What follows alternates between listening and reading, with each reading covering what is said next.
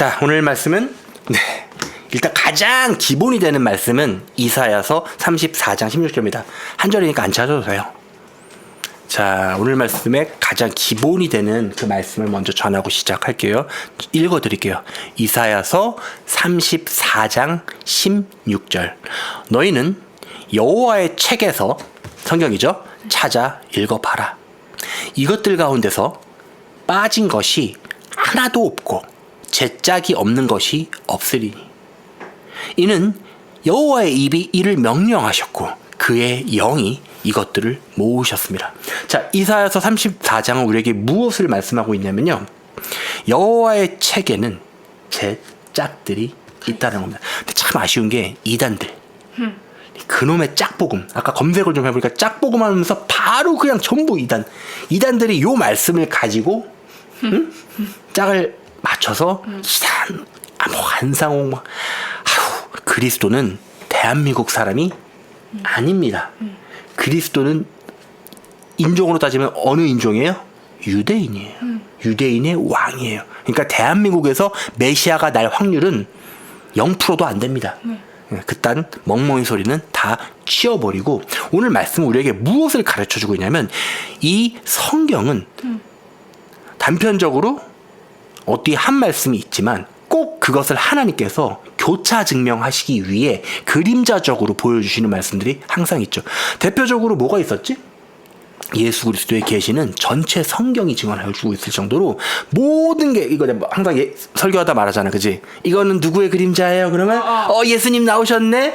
뭐 그러고 모세가 지금 누구를 예표하고 있어요? 예수님. 이런 식으로 짝이 있다라는 거야. 다시 말해, 성경을 가장 확실하게 증거하는 방법은 성경으로. 왜냐면 우리 인간들은 연약하기 때문에 사탄이 가장 잘 쓰는 게 막 꿈을 꾸어줘. 제가 꿈속에서 봤는데요, 꿈에서 봤더니 뭐 예를 들어 휴가가 몇 월 며칠이래요. 이거는 사탄이 조작하기에 얼마나 좋을까. 그렇잖아. 그 사람 한 명만 속여버리면 되는 거니까. 그치? 그래서 개인의 체험, 경험이나 이런 것들은 물론 하나님께서 그 방법을 사용하실 수도 있지만 가장 중요한 건 언제나 성경에 있다라는 거. 자, 오늘 말씀을 전하기 전에 이번 주에 우리 가족은 엄청난 일을 많이 겪었습니다. 더 정확히 말하면 나쁜 일이었죠. 네. 차를 타고 가다가 차가 퍼졌고 도저히 운행이 불가능한 상태가 되어서 견인을 하고 가던 중에 그 견인차마저 사고를 당해서 정말 온 가족이 크게 다칠 뻔했지만 다행히 하나님께서 막아주셔서 사고 당하지 아니하고 집에까지 무사하게 돌아왔어요.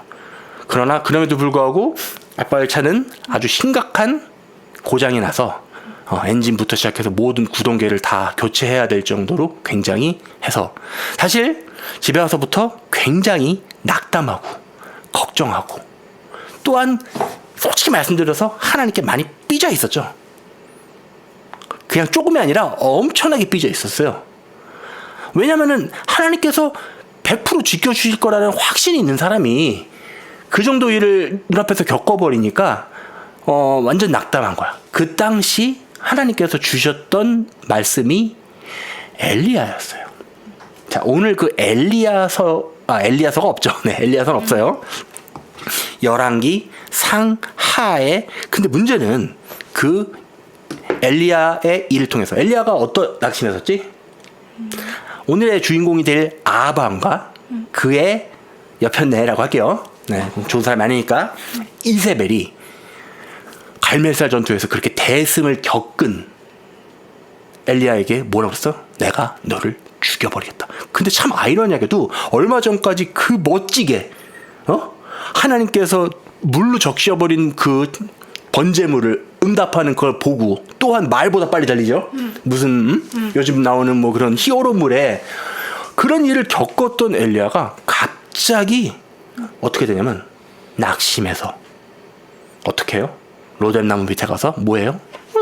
하면서 하나님 저 그냥 죽여주세요. 오늘 그 부분 좀 먼저 보겠습니다. 자, 거기서부터 모든 게 시작돼서요. 그 얘기를 하고 시작해야 돼. 자, 오늘 말씀이 어디냐면 열왕기 왕기상의 거의 쪽에 있습니다. 어디 쪽에 있나요? 여기. 네, 거기 미리 안 찾아놨었네. 그러고 보니까 여기 있네요. 열왕기상 18장이 바알과 선지자들과의 대결이고요. 19장에 있네요. 자, 볼게요. 아합이 그런 일을 겪고 이세벨한테 얘기를 했어. 그래서 그 엘리야가 막 바알 선지자들 다 죽였는데 이 바알 선지자들 중에서 대빵이 누구냐면은 이세벨이야. 참 대단한 여자지.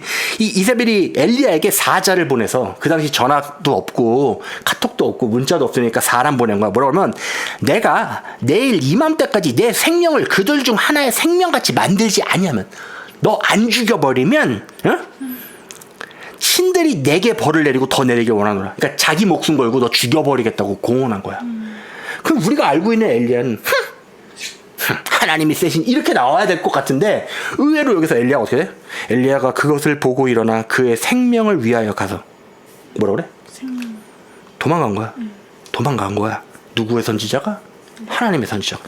유다에 속한 부엘세바에 이르러 그의 종을 거기에 남겨두니라. 자기 따라다니는 그 몸종도 하고 혼자 자신은 광야로 갔어. 고난이지. 하룻길을 갔어. 사환도 버려버리고 자기의 그 몸종도 버려버리고 혼자 하룻길을 가서 그 향나무 아래로 가서 죽기를 구하여 말하기를. 근데 이게 평상시에 읽었으면 여기가 평상시에 읽었으면 그냥 그러려니 했을 거거든. 근데 저의 특수성 때문인지 몰라도 그 내 마음이랑 엘리야 마음이랑 정확하게 일치가 돼서 뭔 마음이지? 알겠는 거야. 그래서 그때부터 이 말씀을 보는데 볼게요. 엘리야가 뭐라고 그러냐면 이것으로 족하오니 주여 이제 내 생명을 취하소서. 그러니까 엘리야가 자살하지 못하잖아.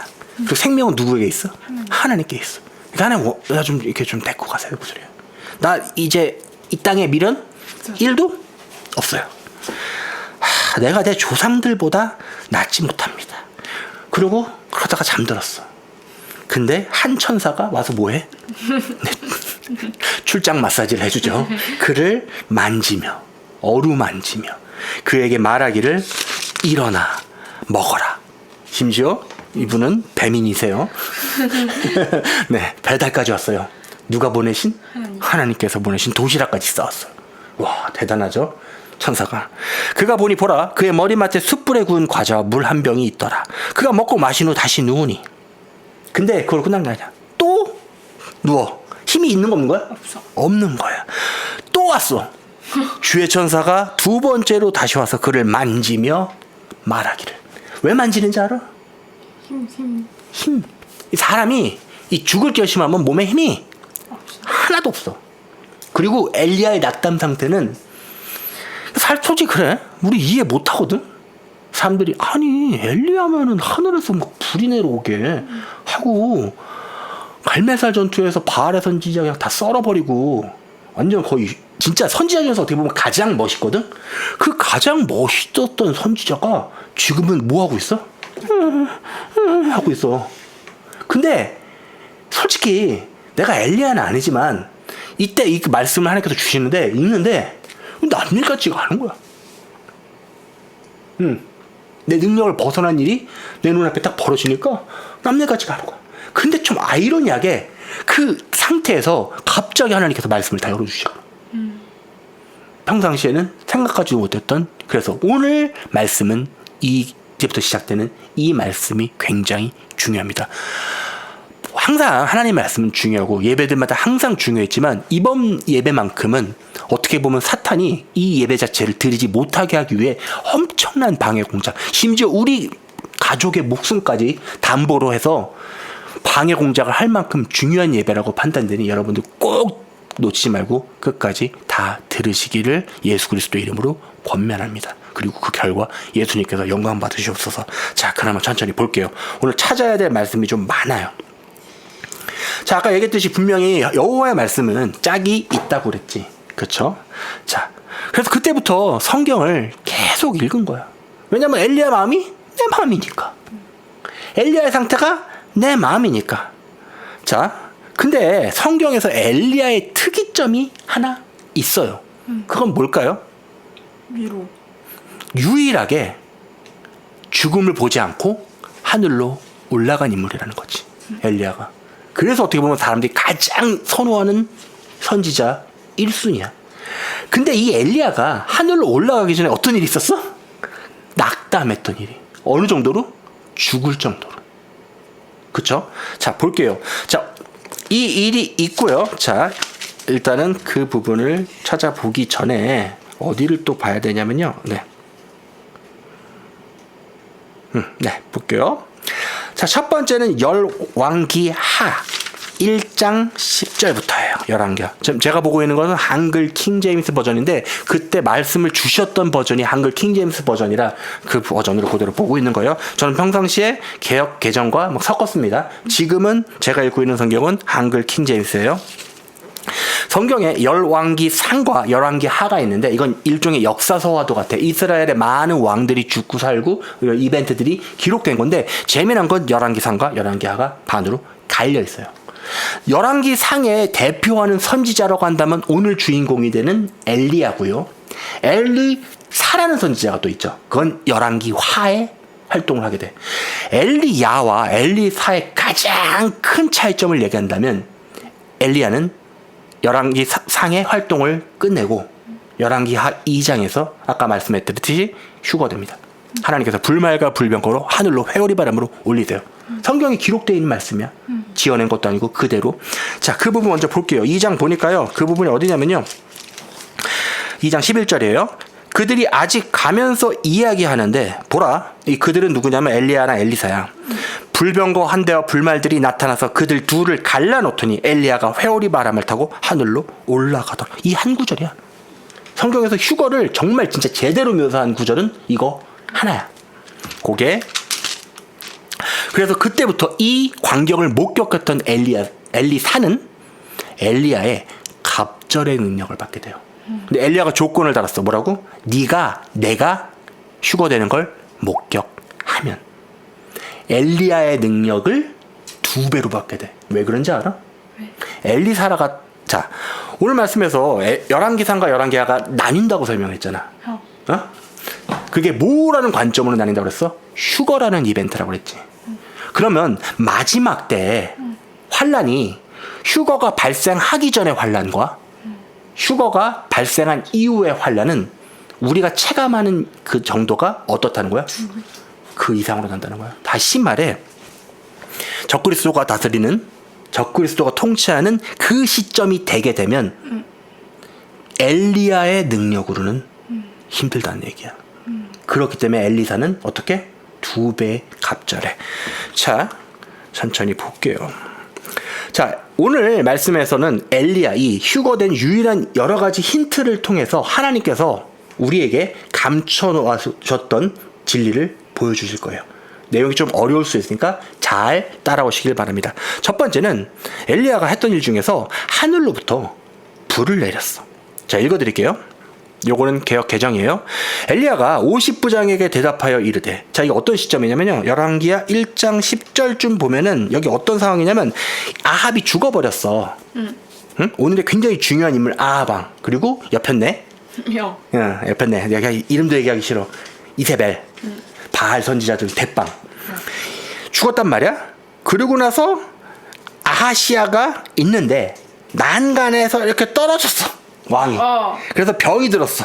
그래서 그가 사자들을 보내며 말하기를 가서 에크론의 신 바알세부백에 누구? 여호와도 아니고 바알한테 가서 나 어떻게 되냐 물어보라고 한 거야. 그러나 주의 천사가 티셉인 엘리야에게 말하기를 일어나 가라. 가서 뭐라고 말하냐면 이스라엘에 하나님이 없어 너희가 에크론의 신 바알세부백에 물으러 가느냐? 그러므로 주가 이같이 말하노라. 너 그 왕 너는 네가 올라간 그 침상에서 내려오지 못하고 반드시 죽으리라. 해버린 거야.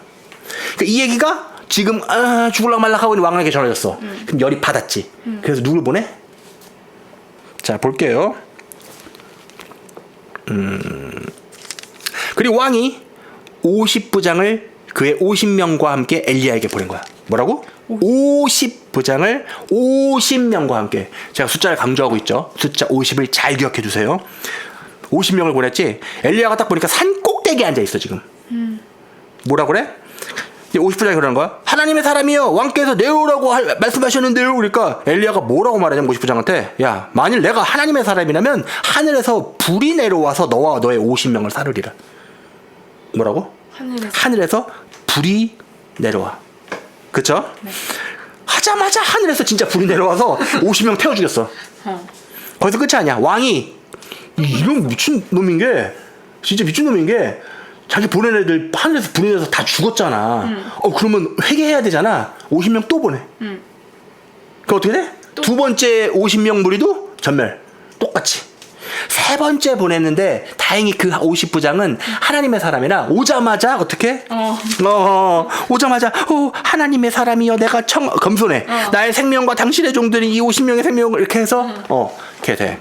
다시 말해 하늘에서 불이 내리게 하는 인물이야. 뭐라고요? 불이. 근데 말이야 성경에서 불이 내려오는 이벤트가 이거 말고 두 개 더 있어. 하나인 줄 알았었거든? 그래? 두 개 더 있어. 일단 먼저 하나 볼게요. 자, 어디서 나오냐면요. 환란기를 대표하는 요한계시록 13장에서 나옵니다. 읽어드릴게요. 그가 먼저 나온 짐승의 모든 권세를 그 앞에서 행하고 땅과 땅에 사는 자들을 처음 짐승에게 경배하게 하니 곧 죽게 되었던 상처가 나은 자니라. 적그리스도 큰 이적을 행하되 심지어 사람들 앞에서 불이 하늘로부터 땅에 내려오게 하고. 자, 이 적그리스도는 뭐를 지금 흉내내고 있어요? 누가 봐도 엘리야 흉내를 내고 있죠. 또는 거꾸로 얘기하면 환란기 때 적그리스도가 행할 일을 엘리야가 대신 예표해서 보여주고 있는 거야. 왜? 이런 일이 벌어지는 그때가 언제다? 환란기인데 언제다? 우리가 지금 반을 갈라서 보고 있는 그 뒤 시점 이야기다라고 미리 보여주고 있는 거야. 또 하나는 뭐냐면 요한계시록에 두 증인이 그렇게 해. 그래서 두 증인 중 가장 유력한 인물로 거론되는 인물 중에 하나가 오늘 얘기하고 있는 엘리야야. 그리고 또 한 명은 누굴까? 엘리사? 엘리사는 아니에요. 모세예요. 모세와 엘리야가 두 증인으로, 이건 뭐 설이기 때문에 이거 갖고 뭐 싸울 사람도 많거든. 이렇게 이런 얘기하면 또 이거 어차피 하나님께 직접 받은 거 아니니까 그건 편하게 취식하세요. 그건 크게 중요한 건 두 증인이 누구다 이거 중요한 건 아니잖아. 그치? 우리가 예수님을 사랑하는 게 중요한 거지.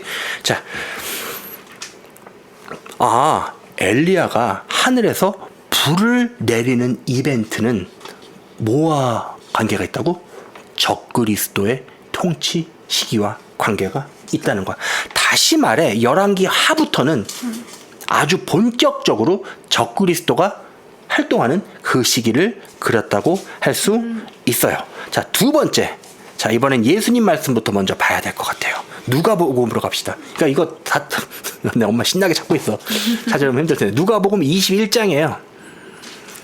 네, 개역 개정으로 읽어드릴게요. 자, 마태, 마가, 누가, 요한복음 중에서 요한복음을 제외한 마태, 마가, 누가는 동일한 이벤트를 다 다른 사람 관점으로 썼기 때문에 비슷하지만 조금 각도가 다르게 기록이 돼 있어. 왜? 똑같은 일 보고도 사람마다 다 다르게 얘기하면 똑같이 얘기해, 다 다르게.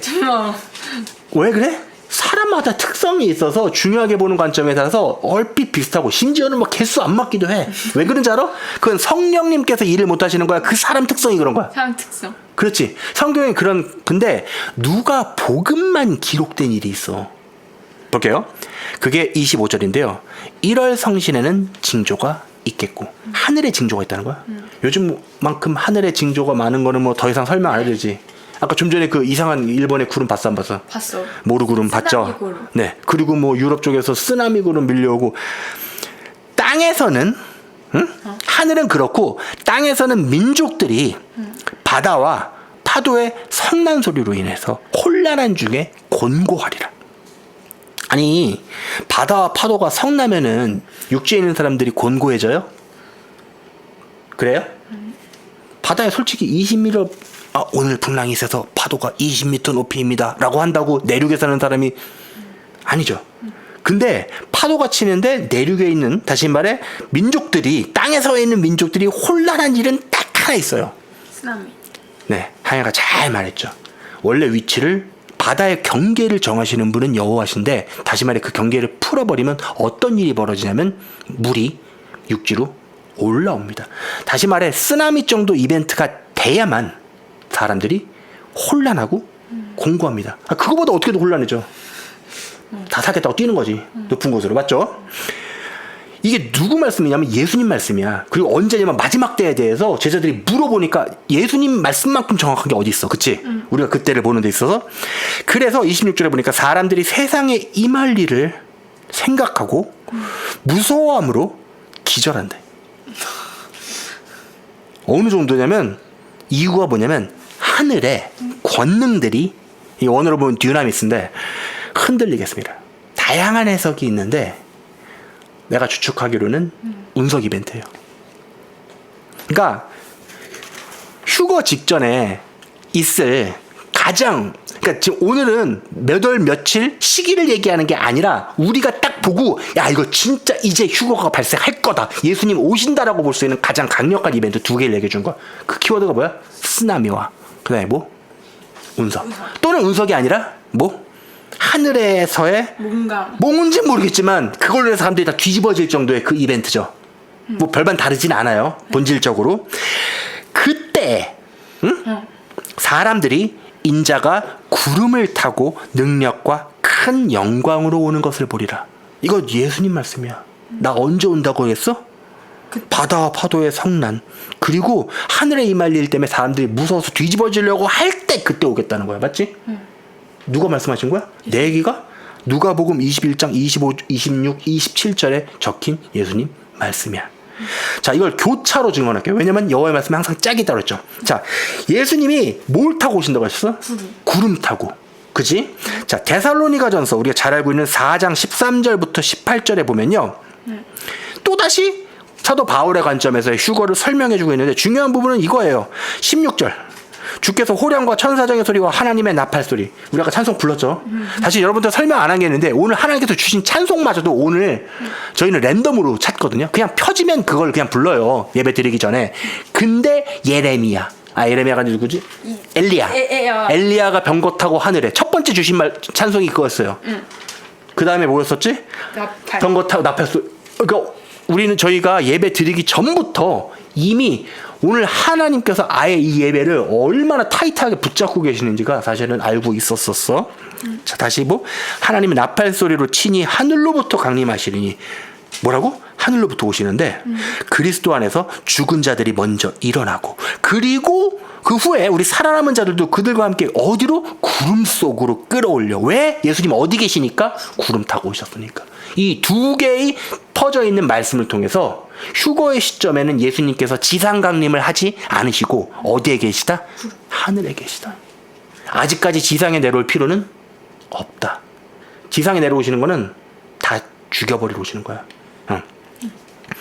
그 후에 우리가 이렇게 공중으로 끌어올려 주를 영접하게 하시니 그러하여 우리가 항상 주와 함께 있으리라. 그러므로 이러한 말로 서로 위로하라.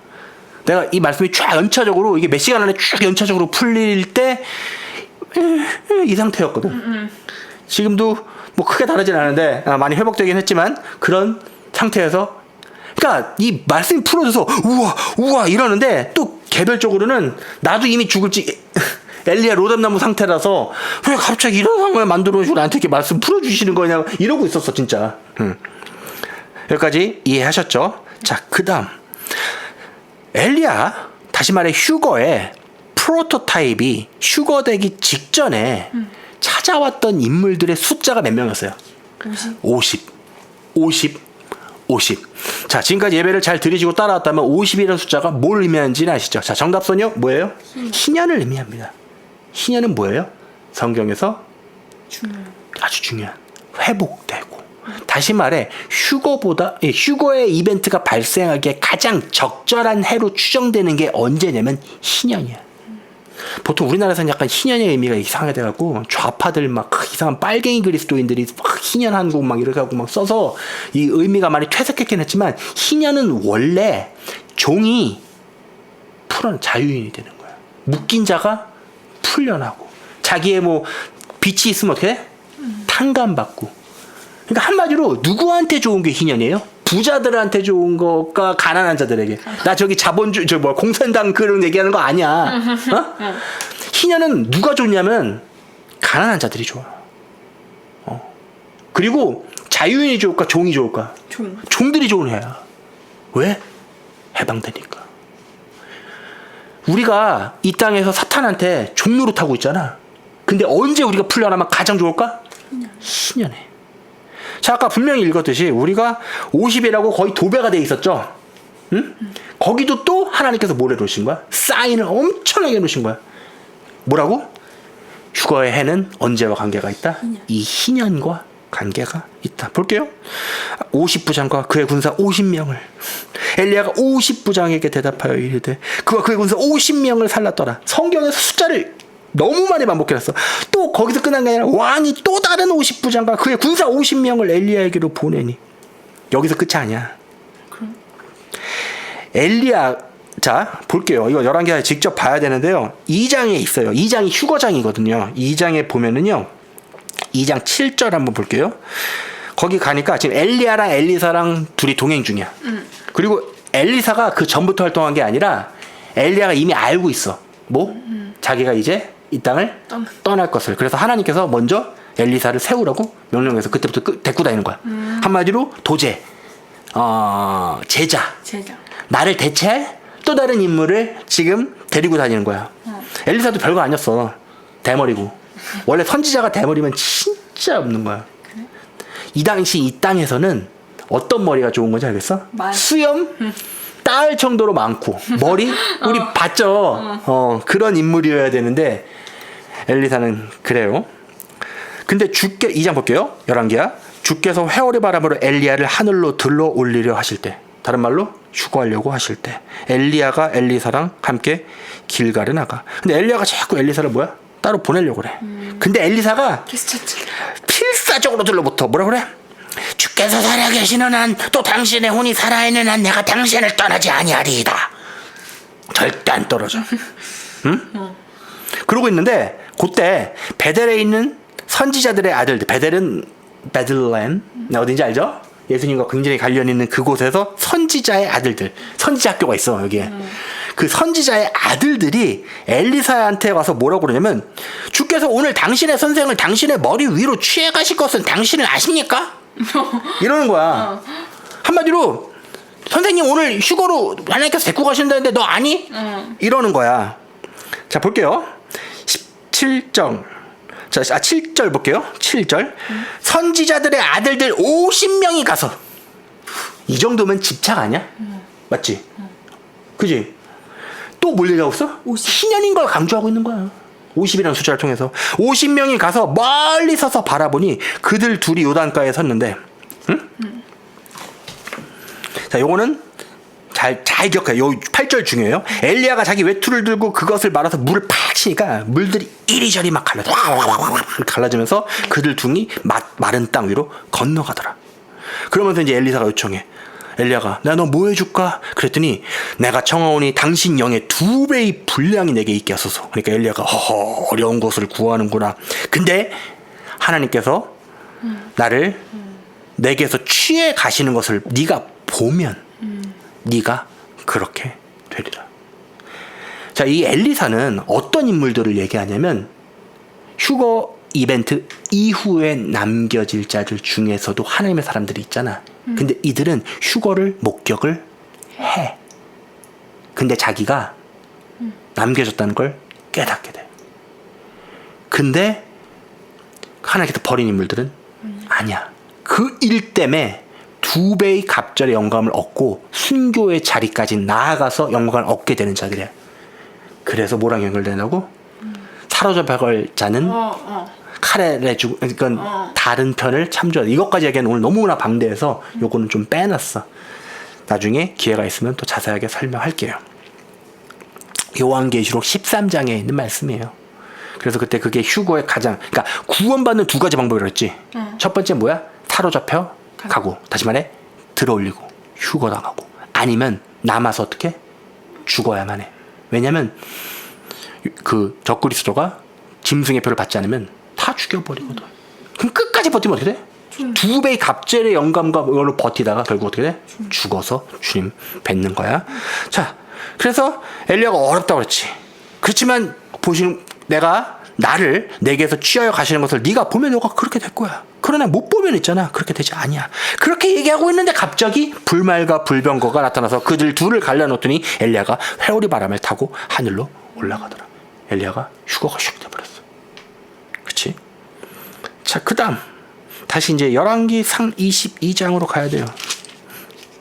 오늘 하루 종일 거의 성경을 계속 보고 있었고 계속해서 순차적으로 풀어주시는데 이 나의 이 안 좋은 컴퓨터인 머리가 과부하가 심하게 걸려서 오늘 많이 힘들었어요. 그래서 딴 예배만큼은 보통 그때그때 주신 건데 이거를 다 부어주시면 분명히 내 머리 수준으로 이게 감당이 된다 안 된다?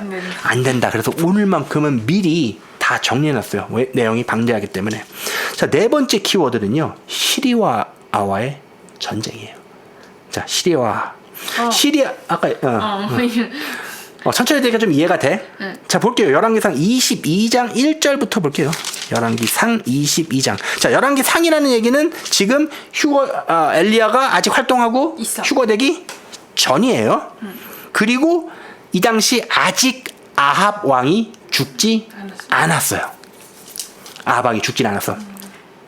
자, 보니까요. 아람과 이스라엘 사이에 전쟁이 없이 3년을 지냈더라. 그 전에 큰 승리가 있었어. 이스라엘에. 비록 아랍이 아니라 아합 왕처럼 악해 빠진 인간도 하나님께서 이스라엘을 불쌍히 여기셔서 이기게 해주셨거든. 근데 약조한 게 지켜지지 않으니까. 이름이 뭐였더라? 길르앗 라못이라는 지역을 반환하기로 했었는데 이스라엘에게 주기로 했었는데 그게 지켜지지 않으니까 이 아합 왕이 유다 왕까지 가서 유다 왕 여호사밧한테 가서 야 우리 그때 이스라엘이 반으로 갈려 있잖아. 우리 연합해서 시리아. 이 성경에는 시리아라고 안 적혔어. 아람이라고 적혔는데 이 아람의 원어를 찾아보면 아주 쉽게 지역과 이걸 통해서 시리아라는 걸 알 수 있어. 지금 존재하는 그 나라야. 근데 네 이렇게 볼게요. 그래서 여기서 연합해서 뭐 하래? 싸우자고 하는 거야. 근데 문제는 이 전쟁으로 인해서 어떤 일이 벌어지면 아합 왕이 화살 맞고 죽어버려요. 그래서 엘리야가 했던 말씀 그대로 하나님께서 말씀 그대로 그 피를 개가 핥아요. 그 일이 벌어집니다. 다시 말해 휴거가 있기 전에 이스라엘이 어디와 전쟁이 있다고요? 시리아. 그래서 갑자기 머릿속을 탁 치는 생각. 지금 이스라엘이 어디랑 싸우고 있는지 알아요? 시리아랑 싸우고 있어. 자, 이걸 얘기하기 위해선 조금 여러 가지 다채로운 얘기를 좀 해야 돼요. 지금 유튜브에서 이스라엘 시리아 공습을 검색해 보면은 최근에 아주 핫한 영상이 하나 있었어. 그게 뭐냐면 시리아 아나운서가 국영방송 시간에 라이브로 뉴스를 전하고 있는 그때 바로 뒤에 이스라엘 공군이 미사일을 쏴서 뒤에가 미사일이 떨어지면서 뻥 터지는 거야. 그래서 이 아나운서가 라이브 중에 황급하게 자리에서 도망가는 그 영상이 난리가 난 거야. 그런 일이 있었어. 여기 보이지? 이스라엘의 시리아 공습. 그래서 긴장이 다시 올라오고 있는 상황. 자, 이스라엘이 지금 최근에 여러 차례 여기저기랑 전쟁을 벌였지.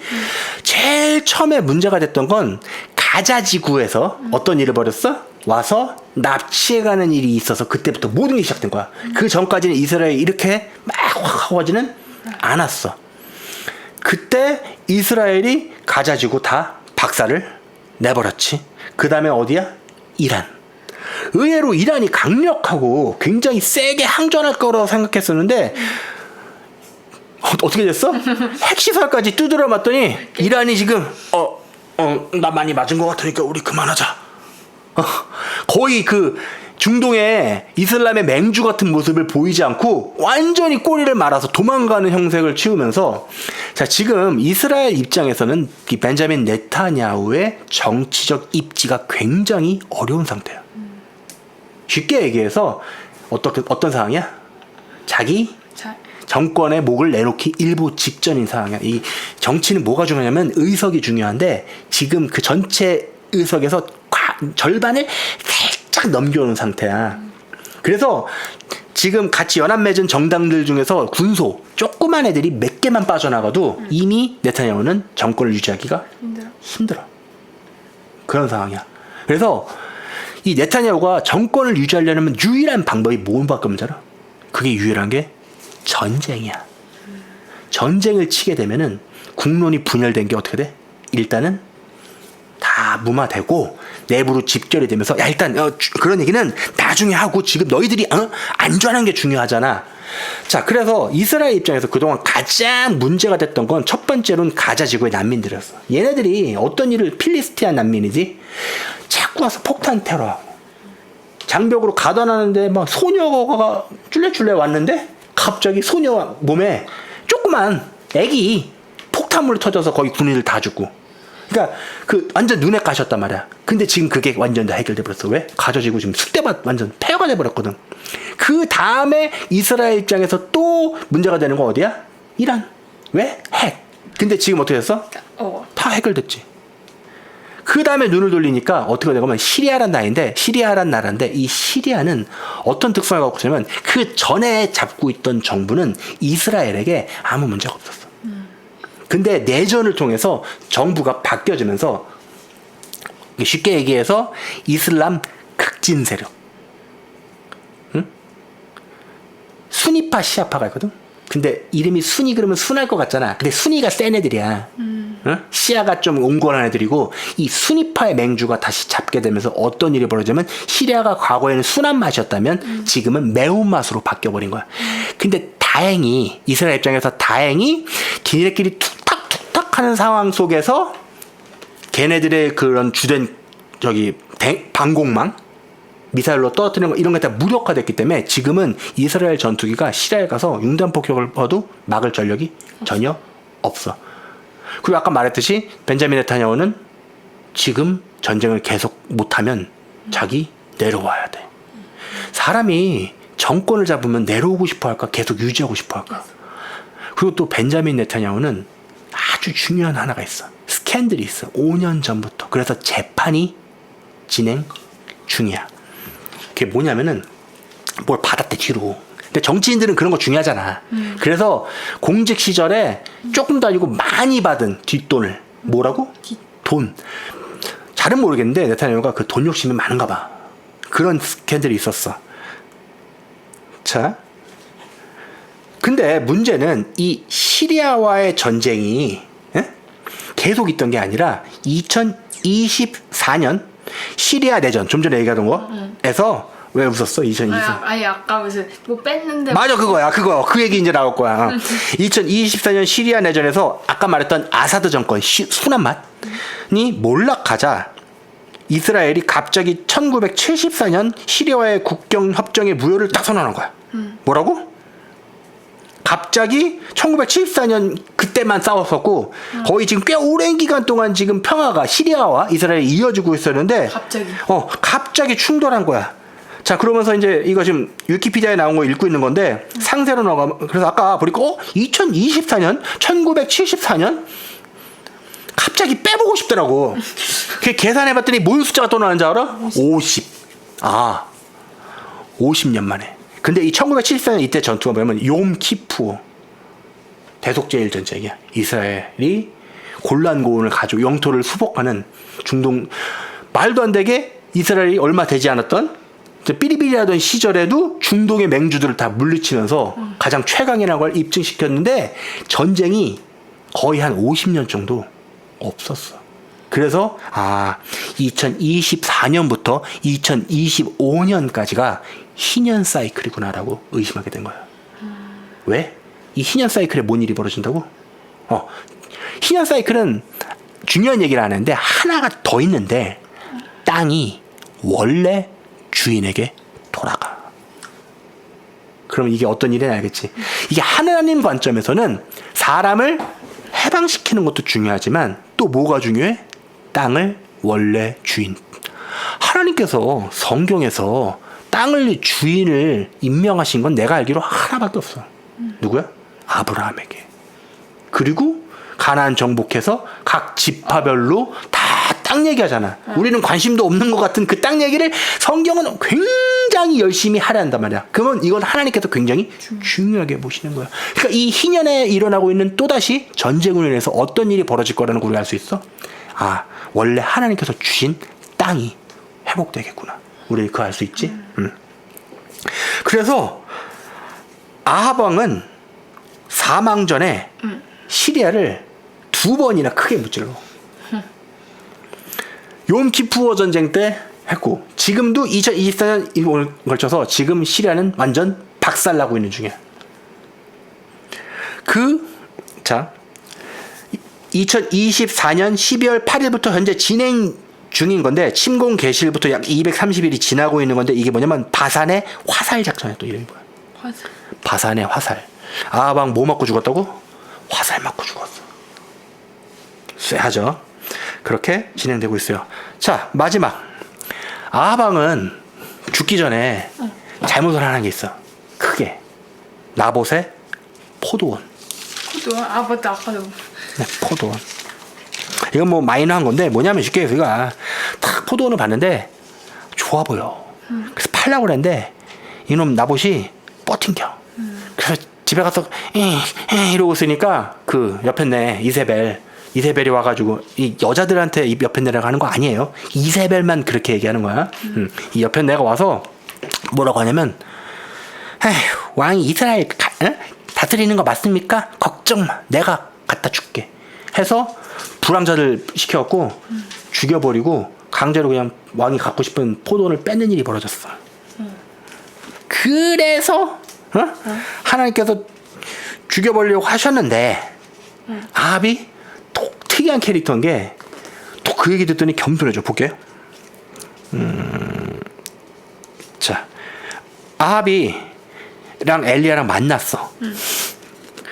아합이 뭐라고 하냐면, 오, 내 원수여, 너가 나를 찾았느냐? 아합왕이 엘리야한테 그러는 거야. 그랬더니 그가 대답하기를, 엘리야가, 내가 당신을 찾았노라. 이는 당신이 주의 목전에서 자신을 팔아 악을 행하였으며. 근데 그 악의 근본이 뭐야? 탐심이었지. 뭐라고? 탐심이라고 그랬어. 보라, 내가 내게 재앙을 내려 내 후대를 쓸어버리고 담벼락에 오줌 누는 자와 이스라엘 갇힌 자와 남은 자를 아합에서 끊어버려 네 집을 느바세 아들 여로보암의 집과 아이야의 아들 바하삭의 집까지 박살내겠다는 거야. 그리고 이세벨에게도 뭐라고 하면, 개들이 이스라엘의 성벽 곁에서 이세벨을 먹으라. 이거 그대로 됐어. 이세벨이 떨어졌는데, 떨어지면서 좀 잔인하지만 이렇게 분리돼서, 원래 이렇게 사람이 높은 데서 떨어지면은 이렇게 분리돼요. 터져요. 아 진짜? 개들이 먹기 좋겠다. 아우. 네. 그래서 개가 먹었어요, 실제로. 근데 웃긴 게, 아합이 이 말을 듣고 나서 그의 옷을 찢고 몸에 굵은 배를 두르며 금식하고 굵은 배에 누우며 걸음을 조심스럽게 하더라. 그랬더니 어떤 일이 벌어져? 하나님께서 엘리야에게 뭐라고 그래? 너는 아합이 내 앞에서 얼마나 겸손했는지 보느냐? 아니, 아합 진짜 그 악인인데 하나님 앞에 겸손하니까 어떻게 하더라? 그가 내 앞에 겸손해졌기에 내가 그의 날에는 재앙을 안 내리고 아들들의 날에 그의 집에 재앙을 내리리라 했어. 근데 이 아합이 지금 시대에 누구랑 가장 비슷하냐면, 아까 언급했던 인물인 벤자민 네타냐후야. 네타냐후가 정확히 5년 전쯤에 그 스캔들이 터졌어. 그래서 당장 그 일로 인해서 정권이 내려오고 했어야 되는데, 어떤 일이 벌어져? 이게 심판이 유보돼. 언제까지? 이 당시는 왕권이기 때문에 왕이 바뀌려면 어떻게 돼야 되는지 알아? 죽어야 돼. 안 죽으면 안 바뀌어.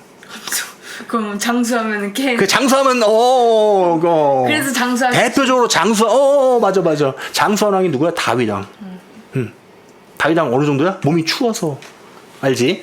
그 정도까지 장수했잖아. 그게 복의 가장, 그리고 열조에게로 아주 편안하게 돌아가는 게 성경에서 기록한 최고의 그건데, 이 벤자민 네타냐후가 아합 왕의 포지셔닝을 그대로 지금, 그러니까 다시 말해 예표적인 인물을 하고 있어. 근데 지금 전쟁을 어디랑 벌이고 있다?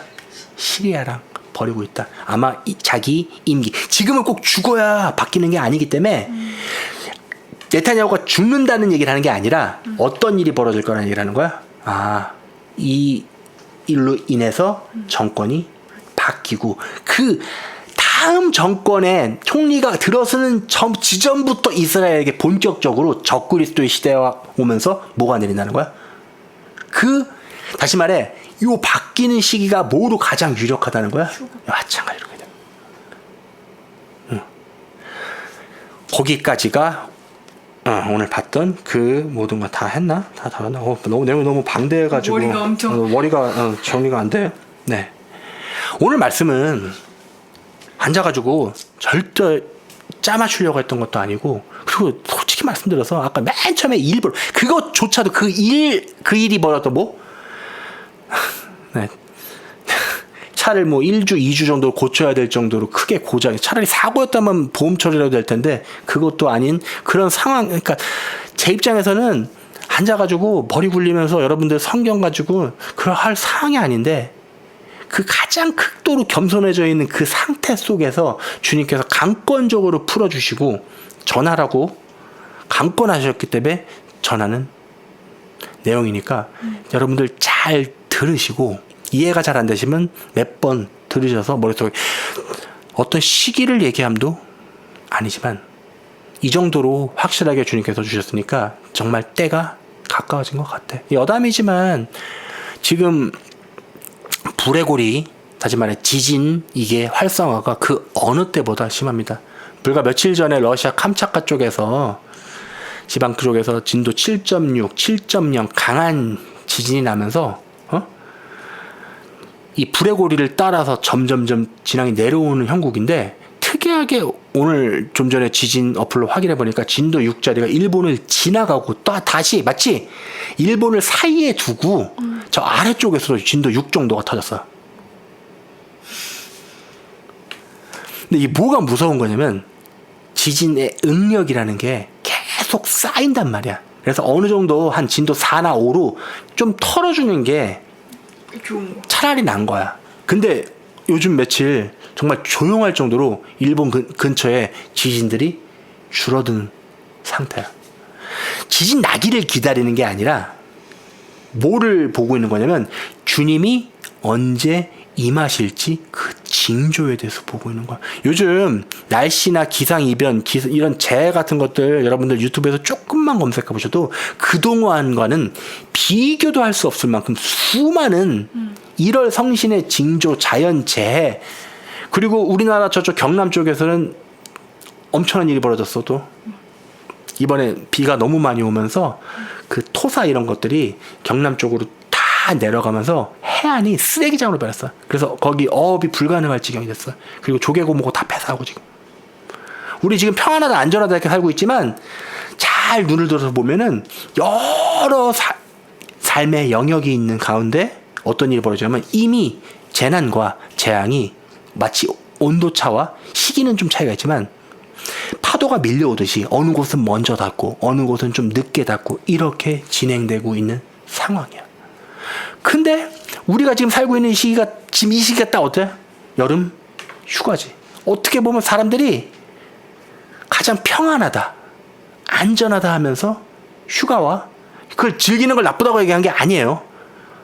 그렇지만 경각심을 갖고 깨어 있어야 할 이 시점에 그렇게 진행되고 있어.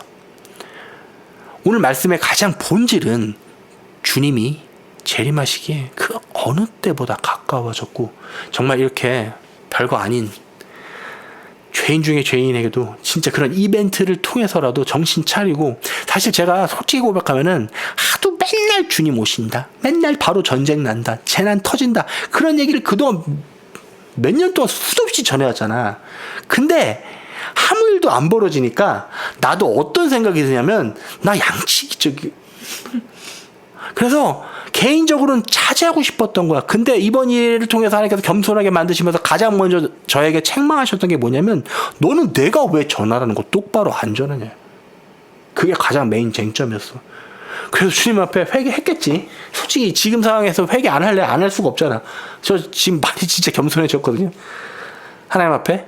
여러분들이 아니라 하나님 앞에 정말 극도로 겸손. 왜냐면 하나님 숨소리조차 듣고 싶어갖고. 왜냐면 제가 무슨 죄를 회개해야겠습니까?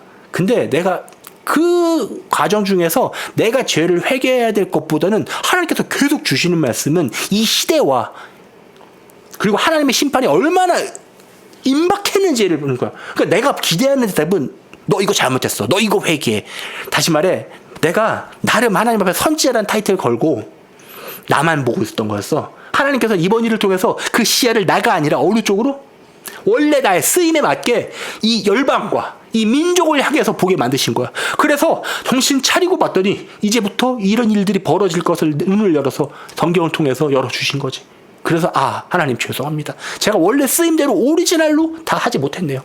하나님께서 원래 말씀하셨던 대로 사람들이 뭐라고 나한테 하던 그거 신경 쓰지 말고 주님께서 시키신 것만을 전했어야 되는데 그러지 못한 것을 하나님 회개합니다.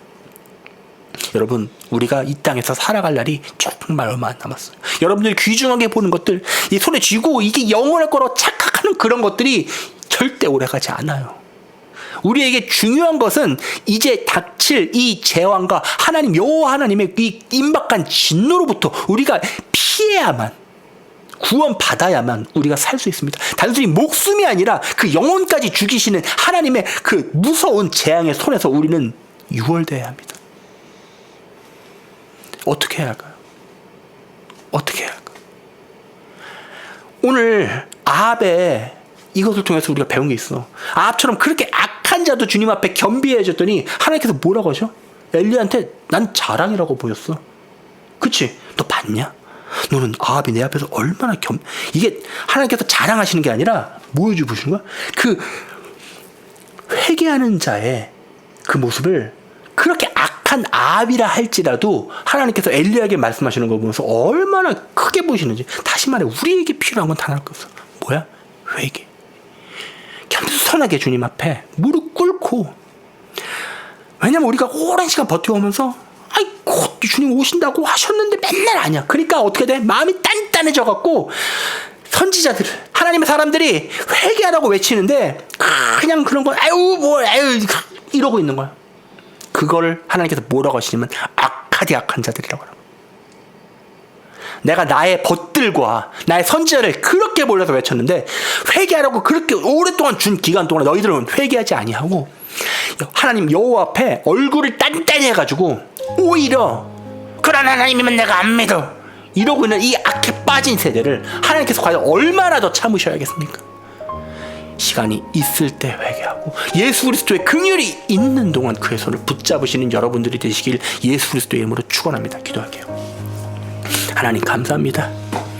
정말 개인적으로는 재난이라고밖에 말할 수 없는 그 상황 속에서 하나님 주님의 긍휼하심과 주님의 또 말씀을 통해서 우리가 얼마나 임박한 시대를 살고 있는지 깨달았습니다. 하나님 간절히 바라고 원하기는 하나님 오늘 말씀을 통하여 한 명이라도 더 주님의 방주에 탑승하는 인원이 늘었으면 좋겠습니다. 하나님께서 원래 저에게 시키신 말씀 그대로 하나님 똑바로 전하지 못해서 죄송합니다.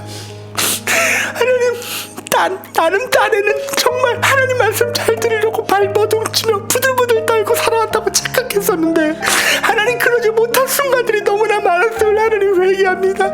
용서하여 주시옵소서.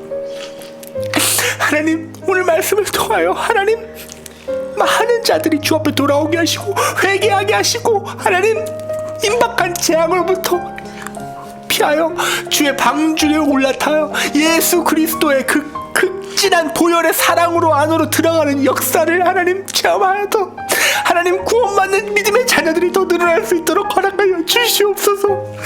주님 제가 저의 성명을 걸고 기도합니다. 주님 저의 기도를 꼭 들어주시옵고 하나님 구원받는 자들의 숫자를 늘려주시옵소서. 예수 그리스도의 이름으로 기도했습니다. 아멘.